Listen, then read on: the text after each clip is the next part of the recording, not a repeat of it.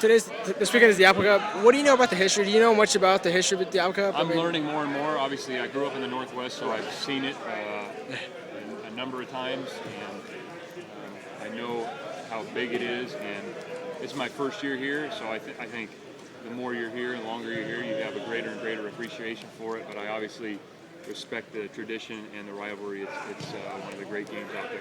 Washington State has basically two quarterbacks. You have two on Connor Holiday. Do you have to prepare for both, or do you kind of know which one is going to start and then you kind of mainly prepare for? No, unless they're going to tell us. No, we don't. So both guys are very talented. They both can throw the ball down the field, are accurate throwers with strong arms. So we know that whatever quarterback's in the game is a very talented guy. How easy is it going to be to carry over? You have a complete defensive win on Saturday against Colorado. How easy is that going to be to carry that over? Is it a little bit different teams? I don't know. We did some things well defensively on Saturday. I wouldn't say it was complete. I don't know if it ever will be.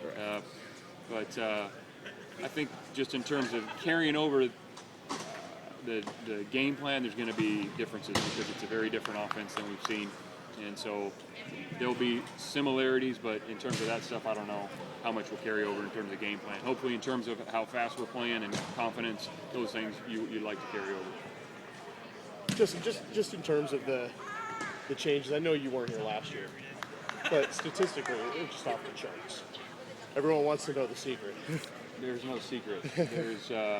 We don't really pay a whole lot of attention to the statistics. What we're concerned with is that we play up to our expectations and what we, our goals and those things. But I think when you can play good statistically if you're executing on the field. That's just the statistics are a product of the execution. And so if we're executing at a higher and higher level, then you're probably going to have better statistics. So there is no secret. There's no secret defense. It's our coaches are doing a great job of teaching the players what to do, holding them accountable to it. And our players have done a great job with just coming to work every day. And so I think they're seeing some improvement. Josh Shirley, do you think, is he starting to get comfortable in what you're asking him to do? Yeah, and I think Josh has shown up in the last few games in terms of rushing the passer. It's really the strength of his game. And he's going to continue to get better and better in the run game. We need to continue to work with him on that, and he knows that. But Josh is a fast guy. He's not the biggest guy in the world, but he's got some good tools, and we'll expect him to continue to develop. Obviously, they're not a focus. You get a chance to see some in scout and everything else. Well, the freshmen that are redshirted, are there any that are standing out? Any that are kind of making their mark already? Rich, like the offensive guys? Well, guys, I mean... Are you talking defense or offense? Just both. I mean, just guys that you may... Yeah, I think a lot of them, just because they're getting a lot of reps of playing, like our guys that are on scout team defense. Right. Cleveland Wallace is a guy that his name continues to come up. Blake Rogers has gotten better and better. And when I know we talk to our offensive coaches and we watch our scout team defense against our offense to evaluate their toughness, their effort, but also their technique. Even though they're changing week to week because they're being the service team, there's still a lot of things to work on. So it's a great time for them. There's a lot of growing that goes on, and hopefully we can continue to develop that throughout the bowl practices and into the spring. I know you could probably give me a whole sermon on, no pun intended, but on the Civil War. But what's your feelings on the Apple Cup? Well, like I was saying, I have a very healthy respect for it because I grew up in the Northwest, and I remember watching the games and the games in the snow and the pageantry of it, and it's one of the best games out there. And the longer I'm here, the more and more I'll be able to appreciate it, and I appreciate it now. But it's my first year here, and I'm learning some of the traditions that go on probably on each side, and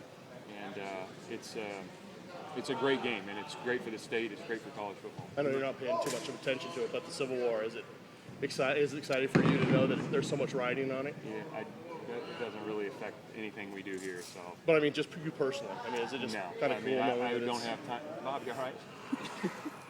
I was the only one here. You guys gave us up early. Yeah, I don't. Honestly, I don't watch other college games. I don't. I mean, I'll watch them on TV, maybe on the day, on a Saturday, but I don't get caught up in what's going on, and we got so much to worry about here with us. So that's really takes up all of my time. Talking about not getting. Already answered this, Justin, but the improvement in your scoring defense ever since Arizona, was it a matter of of getting away from the spread teams and personnel-wise being able to match up better against these hardcore opponents? There's maybe something to that. I think it's all, at the end of the day, the statistics are just a matter of execution. If you execute well, your statistics are going to be better. And if you don't execute well, they're going to be worse. I mean, we don't really get caught up in the statistics a lot. And what we're more focused on is the intangible things and then playing as best we can play. And there's going to be games where, we come out of the game and maybe statistically it was a good game for us, and we're going to look at it like, you know what, that wasn't what we expected from the guys. And there could be other games where the statistics might not show it, but we feel like, you know what, that was a pretty dang good game by our guys. And so we're always going to hold them to the those expectations, and the statistics are going to be what they are. But again, at the end of the day, if you're executing better and if you're executing well, you're going to have better statistics. Your pass defense numbers, though, I mean, compared to last year, are just astronomically better. So maybe you don't get caught up in stats, but it's hard not to notice that. But did you expect coming into the year that you guys could be a good pass defense team, or how did I things think that it's happened during the year? again, a lot of these things you got to be talking to Keith Hayward and Pete Sermon and Tox Lupoy and Johnny Nansen. They're the guys that a day in and day out meet with these guys and do a great job teaching them what to do.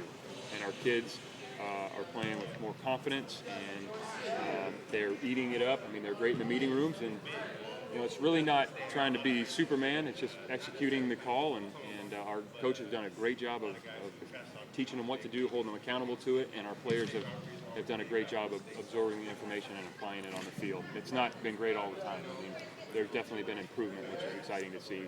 Again, in terms of the statistics, we just don't really get caught up a lot in that, and if we execute well, then we're going to have better statistics. When you looked at the pieces there, though, maybe like Desmond and some experienced guys. Yeah, sure. I mean, Desmond Trufant, hopefully, again, we missed him a little bit these last couple of weeks, and he's a talented guy. You never want to lose any of them, but I think the other guys stepped in and did something. Sean Parker has played a lot of football. Justin Glenn's played a lot of football. Between Marcus and Greg and Trey, those guys have done a good job. And so I think it's a credit to, again, the coaches and the players going out and executing what we're asking them to do. And that's the reason probably for some of the successes. What's the biggest challenge schematically with WSU's pass? It's just different. It's very different. It's the traditional, whatever. Everybody's got a different name for it. What do you guys call it? Well, the air raid. Air raid. There you go. Everybody, yeah. So, and there's been other versions of it, but it's their route concepts. Essentially, they have an answer for everything. If you're going to play man, if you're going to play 2 deep zone, 3 deep zone, if you're going to play max drop, if you're going to zero blitz them, and so their route concepts. They always have an out. They always have a way to get the ball to somebody. They get it out in space where if you don't tackle well, a 6-yard gain can turn into a 18-yard gain or a 60-yard gain again. So it's a very good offense, and they spread the ball around, and the quarterbacks can both throw the ball really well. You talk about not getting caught up in things off the field. Obviously, this time of year, the coaching rumors start to come up again. Even though this is your first year, how do you deal with the rumors maybe that you might hear about your name being linked elsewhere? If you guys, no offense to your profession, but if you believe what you read on the internet, you're probably getting some bad information. I don't think about it. I don't talk. I mean, there's nothing to think about or talk about. Honestly, I know it sounds boring, but we all come here to work every day and work on Wazoo this week, and that's it. I mean, that's all you can do in this profession, because it's just, again, I think if I get caught up in that stuff, you're worrying about the wrong things. Has Shaq's long-term projection changed from maybe more of a safety when he first got here to maybe more of a linebacker? Well, if you watched him play in high school, you could kind of see, he's a big guy. And he carries his weight really well. He's not a small person. He's a big, broad-shouldered guy. We thought that it was a possibility when he came in. And if you watch him run the ball in high school, he's a physical kid.